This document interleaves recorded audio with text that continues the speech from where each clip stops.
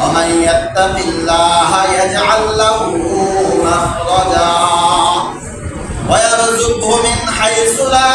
يحتسب ومن يتوكل على الله فهو حسبه إن الله بالغ أمره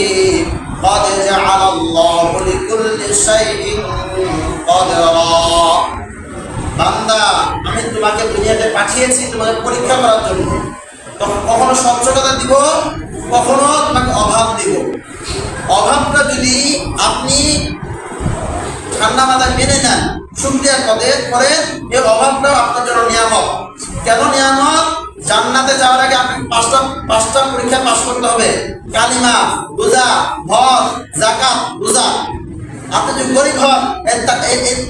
পাঁচটার মধ্যে অটোমেটিক দুইটা আপনার থেকে জাহির হয়ে যাবে আপনার কাছ থেকে হজের পরীক্ষা নেওয়া হবে না আপনার কাছ থেকে যাকাতের পরীক্ষা নেওয়া হবে না যে কারণে আপনি যারা বড়লোক নেককার বড়লোক যারা জান্নাতি নিশ্চিত জান্নাতি বড়লোক তাদের থেকেও 500 বছর আগে গরিব যারা ওরা জান্নাতে যায় টাকা পয়সা হওয়া এটাও নিয়ামত তো এটা আবার নিয়ামত কেমনে দুনিয়া মাসরাতুল আখিরাহ দুনিয়া হচ্ছে আখিরাতের জন্য ক্ষেত স্বরূপ তুমি দুনিয়াতে বীজ বপন করো আখিরাতে যা ফসল খাবা যদি তোমার যদি টাকা থাকে তোমার যদি নিয়ত সহি থাকে সহি নিয়তে তুমি দান করো এর প্রতিদান আখিরাতে পাবা তোমার টাকা আছে খালেস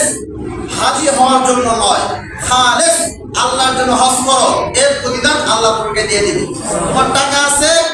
তুমি অভাবী লোকদেরকে খাবার দাও তোমার টাকা আছে অভাবী লোকদের বস্ত্র দাও এটাও তোমার জন্য নিয়ামত সাথে সাথে সতর্ক বার্তাও রয়েছে ইন্নামা আমওয়ালুকুম ওয়া আওলাদুকুম